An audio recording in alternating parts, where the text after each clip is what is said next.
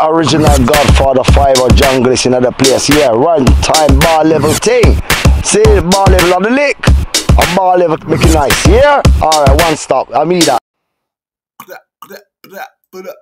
Alright. Alright. Let me get this up here. Where is it? There we go. 5-0. Not for long. All right, so I found this thing right here. It's 100, but I want to go do like 100 bold predictions for the new season, NFL season. So here is the first one. I'm just going to pick random out of these 100. So here's the first one. You tell me if this is right or wrong. The Detroit Lions will defeat the Cincinnati Bengals in the Super Bowl LX. I don't even know what that is. 55, 56. LX is 56. Is that right? Is that a good claim? Yeah, I like that one. If it's not going to be, it won't. Well, definitely. I know this because the conspiracy and like the fixing of games, as we know. So Patrick Mahomes, star boy, with Travis Kelce and Taylor Swift, they've had their moment. You know what I'm saying? You generated enough money for us. You know what I mean? All the Swifties and all that, they all come over. They've all watched the Super Bowl last year. Do you know what I mean? And Disneyland shit, he made a bag of money. So yeah, Patrick Mahomes, he won 3 Super Bowl rings before the age of 20, before the age of 30. You had 3 Super Bowls. So I played 15, 16 years, never won one. You played in 3, 4, and you won 3 of the 4, and you haven't even reached 30 yet. So you can just go sit down. All right. So Cool. Detroit Lions, I would say yeah, because as I said about Detroit Lions, they have been cursed in the sense that there's a former quarterback named Bobby Lane back in the day in the 50s. They cut him. So basically, it's like a transfer. We're giving you a free transfer as we say in football. It's a free transfer. So they transferred him over, and he put a curse on the Detroit Lions, saying they will never win the next 50 years. I remember you told me. All right, cool. Yeah. Next one is the Patriots will not be selecting #1 in the 2025 NFL draft. No, they won't be. They won't be. They won't be. They won't be because they just took a quarterback in the first round, Drake May from North Carolina. They took him 4th. No, they took him 3rd. Because Caleb Williams went 1st, Jaden Daniels went 2nd, Drake May went 3rd, Marvin Harrison went 4th. I think Rowan Mondusky went 5th to the Chicago Bears, and then after that came Malik Neighbors, New York Giants. I think it's Malik Neighbors. Or was it John Alt from San Diego? I think John Alt at San Diego Chargers was taken. Lovely. So yeah, that's 2 down. So there won't be that. So Patriots won't be, not next year. No, if this year plays out, they won't take one. They won't have to trade up. Who's coming next year? Who's coming next year? The 2025 draft, right? And it's already in the hat already that Prime's son will be taken at the top 5 in next year's NFL draft. And it's going to be very interesting. Very interesting. I mean, we'll be covering that because it's going to be one of the most interesting drafts ever since Eli Manning and John Elway. Because Coach Prime has just said that his son, now, this is how the draft goes. Which is why I say, by spending time on this particular thing you're just talking about the Patriots being not drafting. Now, if it all goes belly up for the Patriots with this quarterback, they're taking it. But the thing is, next year's draft will be one of the most so interesting ones because it's Coach Prime's sons. He's got 2 sons and Travis Hunter. All his sons will be picked in the 1st round, which is going to make it interesting. But what's going to make it more interesting is because Coach Prime has gone on and said, on record, said his sons are not playing for certain teams already. He's not playing. Their minute them are not playing for certain teams. So basically, he's going to say, well, we're going to pull out Eli Manning or John Elway. Basically, like the team selection, the worst team, as you know, the worst team of that season gets the 1st pick of the NFL draft. So if let's just say, right, so we have the Cubs here. Now he's already ruled out He said the only clubs that his son he wants his boys to play for are the Atlanta Falcons, Dallas Cowboys, Baltimore Ravens, Washington, yeah, Commanders, and Las Vegas Raiders.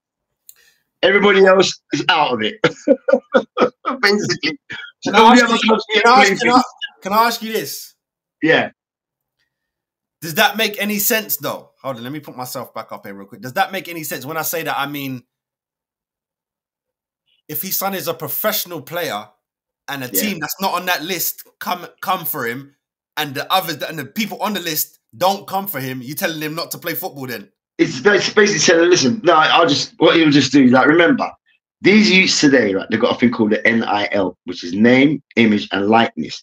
Now, these youths today are going in with the upper hand into the NFL. These kids, like Shador Sanders and Shiloh, them men are already going into the professional ranks with money, just like how Caleb Williams this year, who just got selected #1 by the Chicago Bears, was going into the draft with money based on the NIL deals from college. Because in college, you're not supposed to get paid. It's only now they pay these collegiate athletes now, making it semi-pro. So you remember they were student athletes and the schools are making the money, the coaches are making the money, but the players weren't getting the money. They got blow out a knee, blow out this, and that's them. They're fucked. They got no scholarship. They just take their scholarship and get somebody else, next man up again. So with the NIL deal, it helps because Shador Sanders is the biggest earner in the NIL in college. I mean, he's a youth. He's already a millionaire. Remember, that's about $1 million. He's a youth. Cool. All right, next one up is the New York Giants will finish the season with their quarterback of the near future, and his name is Drew Lock. Is that right? Nah. Drew Lock, he's had a few years in there now. Drew Lock's had a few years, but he's better than fucking Daniel Jones. I'll put him there better than Daniel Jones. He's got wheels. He can run. But the Giants, they fucked up anyway. They're GMs because they fucked up. They can be a bit somewhat racist because they don't never take a black quarterback for some reason. That's the New York Giants.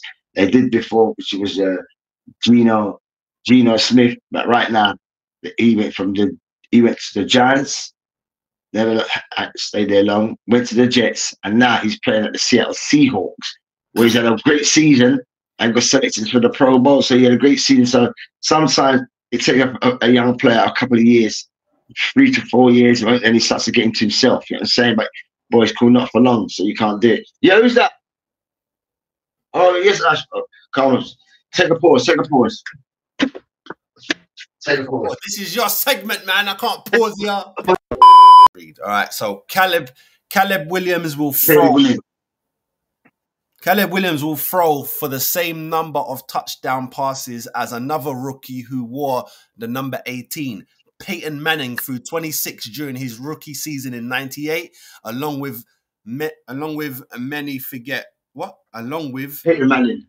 Oh, Manning's. They didn't say Peyton Manning. And they forget 20 interceptions. Should Williams throw 28 picks, I would imagine the entire Chicago Bears building would be cleared out. Is that true? Nah, Caleb Williams, yeah. In the words of LL Cool J, nothing but phenomenon. That youth is a phenomenon. Them youth they don't come around. Them youth they don't come around, especially when it comes to quarterbacks every year. You have some cute quarterback class years or some shit quarterback class years. Shit. The best ever class in terms of quarterbacks being selected was notably 1983 when they were all the big man, Dan Marino, John Elway, Todd Blackledge. Yeah, that's Bagger Man. You've got selectors gone on to be Hall of Famers. Yeah, saying that was a good job for QBs. This year's draft just got the Caleb Williams, Jaden Daniels, as well as Drake May. Who else you got in there? And a few other guys who's in there as well. I'll give them a shout as well. But Caleb Williams now, I reckon he's gonna hit the ground running like my guy last year for the Indianapolis Colts, but I took him as a junior. I took him as a junior. So basically, going into the NFL as a junior, so playing his first season this would be his second season because he was injured. Anthony Richardson, that would be considered as his senior in college, but it'd be it'd be a rookie year for him in the NFL. So basically, he's gone early from junior. He didn't do a senior year. He went straight to the NFL, like LeBron James or Kobe Bryant or Kevin Garnett. Yeah. He's going straight from junior straight to the league. They're not going to the college later. We're jumping from that to that. Yeah, so we're going to grow whilst we're going through the league. So clearly, Williams are looking for him to do good things because now they're giving him an opportunity and they've revamped the line, got better players in. They didn't give Justin, the last quarterback, Justin, can't remember his surname right now. They didn't give an opportunity. They didn't give it a proper opportunity as far as I'm concerned. They didn't prepare. They didn't. The line, I think the coaching as well was shit. Yeah, so for him, now they've got a coaching staff whose jobs are on the line too, and the GM, so they can get started. So Caleb Williams, yeah, I don't see him throwing 28 interceptions like Peyton Manning. No, I don't. And he's going to be pulling off some shit. Like, wow. Just like when Lamar Jackson played in his first season, when he had played 8 games in his first season, and you really saw the potential what this youth's going to be. Because the next following season, he was the last guy. He was unanimous MVP of the whole league the next season after he played his first season. So, yeah. So, Caleb Williams, he'll do better than Peyton Manning. He's going to do good. I ain't worried about him. He's not worried about himself. He's got great confidence this year. Nice. And I'm looking for great teams. I'm looking to this year to do great teams. He's not frightened. He's champion guy. Champion you. Next one is, and last one of this one is, the Cleveland Browns will absolutely be cursed by their failure to respect the greatest generation. I don't even know what that means. Well, the greatest generation was Jim Brown. Okay, I know Jim. Marion Motley and and guys like who played on the line. Yeah, so you got some great line. Ernest Biner. You had guys like Ernest Biner, Kevin Mack. You know what I mean? Joe Warts and all these guys that who gave their all to the Browns and never won a team. But basically, it's based around Jim Brown. Jim Brown just recently died. He played in the movie. I didn't even know that. R.I.P. to Jim Brown, man. Yeah, he passed as well. And he went to see that Cleveland Browns. You'll see them in a Super Bowl, but they've had lots of heartaches themselves, losing seasons after losing seasons, some bad GM moves and all that. Fucked up quarterbacks, and they've had so many number 1 drafts. Fucked up on all their quarterbacks who they ever selected. They had the opportunity to select Josh Allen and to be able to select Lamar Jackson in that round. They had the opportunity to select Patrick Mahomes, and they missed on all their QBs. Yeah, saying it has been shit. So right now they've got Deshaun Watson at the helm, and like, he better be putting up his fucking teams like Houston, like who's the Houston Texans. He has to be find that game. One more debate before I ask you a different question to round this all up. Last one is, the Jets will win the AFC East. Yeah, for sure. For sure. For sure. They were great last season. And they won it last season? They didn't. You never let them down because the quarterback, Aaron Rodgers, AR-15, yeah. I know Aaron Rodgers. He was at Green Bay Packers, and his first season, I think he's mashed up his leg. So he was done. His ankle was gone. He was out for the season. That was it. They're like, he's on the table. That's him. Season over before it even started, and they had to go and get their actual rookie QB. Well, not rookie. Their number 1 pick, who they decided to pick, Wilson. Zach Wilson. Oh my God, he's a failure. Anyway, but he flop out the team hard because he like him and them like, but they're seeing ghosts. Their QB situation has been shit for them as well.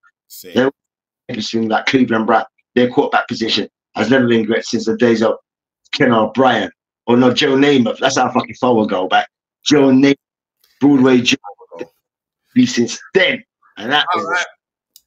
Cool, cool, cool. So my last two questions, as someone who doesn't watch the NFL, I don't even think this is a thing because it's not a thing in the Premier League, but I'm going to ask it anyway and see if you can answer it. Who do you think is going to win the draft? Can you win the draft? You know, like when people say, "Oh, who won the transfer window?" Even though that was it's the same. Yeah, it's the same thing, Carl. Yeah, it's the same thing. Yeah. Who in your mind is going to win the draft? No. There are ways who's going to get the best players, isn't it? Who's going to get the best players? But when they say winning the job is only about being in the number one pick position. Right. Now, in order to do that, they've got a thing what they call tanking. Yeah, so because of we will lose the most games deliberately, like they've done to Miami Dolphins and what's the coach over there, the black coach, right? And they asked them to lose so many games because they want to select. That year was Tua Tagovailoa coming out, and who else was coming out of college? And I think them guys was coming out of college as big players, and they wanted to take a quarterback. So basically, when I say tanking, basically lose games. Imagine that the owner is asking you as a coach and a manager for you to sabotage your own team for the sake of getting the number one draft pick. Shit. You tell me something. You tell me in any other profession that you go up to go into a job and your boss, CEO, president says, listen, wives, listen, Carla. Anyway, see today you're on your bar level, man. I want you to fuck up your team now. All right about that. Because in the future, with some big things that go on, but we need to sacrifice for the team. See, don't you think they need to fix that? That's a loophole, isn't it? Here's the thing now, Karma. When they find out about things like that now, like the Dolphins, they will sanction them hard. Like if you're found guilty, they will do things like, well, here what then? You don't get no fucking number 1, 2, or 3 draft for the next 2 fucking years, 3 years. How about so you won't be picking in round 1 for the next 3 years. So that means basically you're not picking in round 1. If we want to go further, we have picking it yet. They're picking round 2, so you can only get players from round 3, 4, or 5, 6, 7. But the rest of the clubs will get from 1 to 8. You know what I'm saying? Yeah, because you know what? I watched. I can't remember what the bloody movie was called. I watched a movie with Kevin Costner, and it was about the trades, right? And yes. The managers are on the phone like, look, I'll give you my first pick if you give me your first pick for the next 3 years. All this shit. I'm like, oh my God, this is nail biting. And then man, I'm like, blood, I ain't doing that. Well, I look like a mug. And you got the owner sitting over there. He's like, do it. It's like, what? Yeah. I don't want to do that. Like, they do things like you get like, son. The players out. We give you this player and that player. And in their eyes, they're like, no, I'm not really rating that player. But they know the player that they try to attract to get to their thing. They're like, boy, so we already know by the way we're looking at next to these and where we're picking, boy, we got no real great players picking around that player. But for that player there, who we really want to get, we can get that 2 players because we don't really reckon that this one player, and we can get a Super Bowl. Again, this comes into things like this now. Whereas, like in a Premiership, because within the Premiership, this is what it comes down to. Again, like we kept saying about the relegation and promotion shit. Yeah. Because if you imagine being in a Premiership, we know how it is in a Premiership. You're fucked after 5 games. You've lost your job, bro. So then you can't be tanking. Because we're gonna get Messi. We're gonna get Bing. Well, we're losing these games. We're gonna get Messi. It doesn't work like that. Yeah. If it did work like that, I don't know how to do it in the MLS. I don't know if the MLS have drafts. They probably will now because of things such as because of the college, because football being played in every college now across America. Yeah. So they can do it that way. The team with the worst player, they get this player. You get that player, but you can't sell it into Miami. Yeah, that's what I'm saying. Because I like the idea of the draft, but when I get deep into it, I don't like because like imagine if the Premier League took the draft, that means what? Sheffield United can get Mbappe. That's stupid, bruv. No. But this is where it comes down to the relegation and promotion. Because we know Sheffield United, they're relegated. Oh wait, there's no relegation, so that's why it works. That's why it works. That's why it works. Yeah, that's why it works. Yeah, You yeah, get those relegation, and you're at the league, bro. You're in championship, bro. yeah. Exactly. Yeah, you can't take Mbappe down to Champions. Yeah.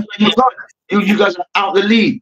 And that's what I say about the NFL. They should have an equivalent league. Well, like now they've got the UFL and the USAF, which is the two conferences.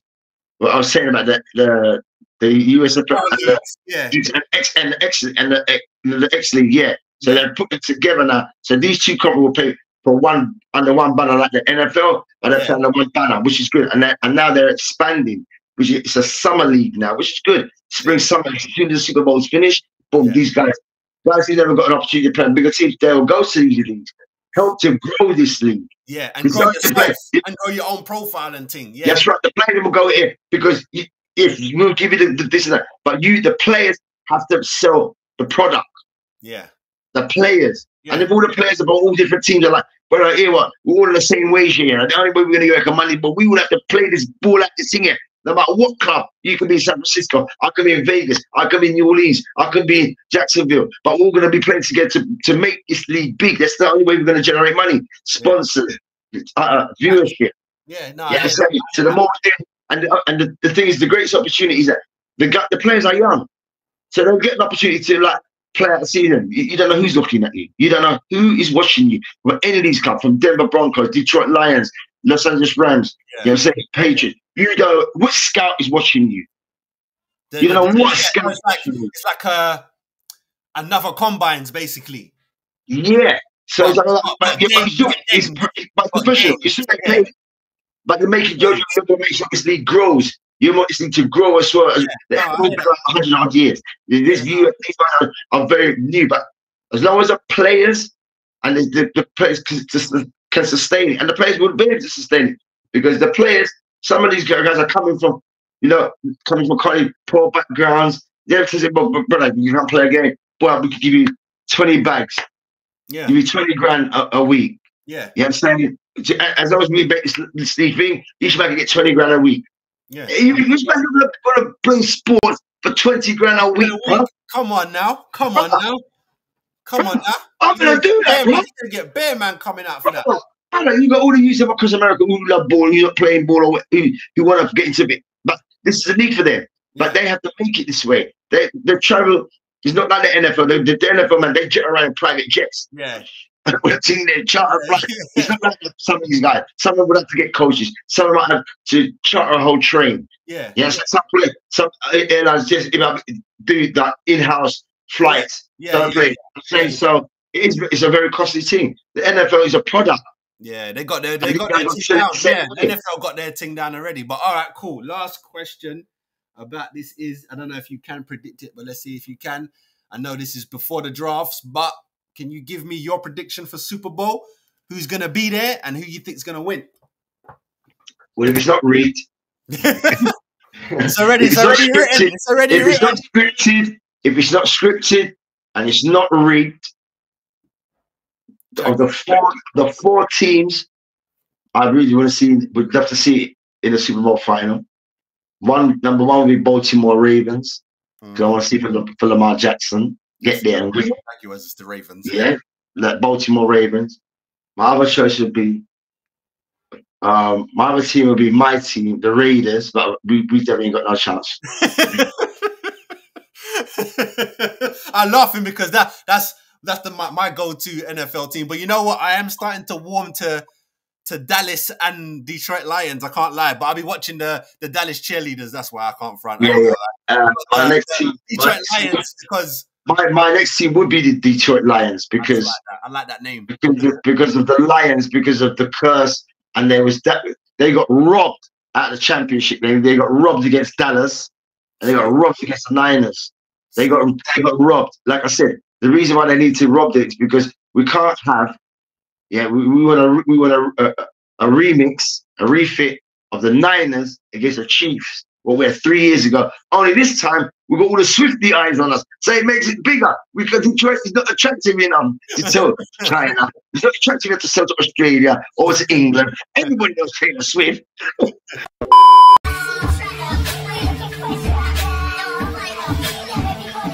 What's up, people? Make sure you like and subscribe to the channel.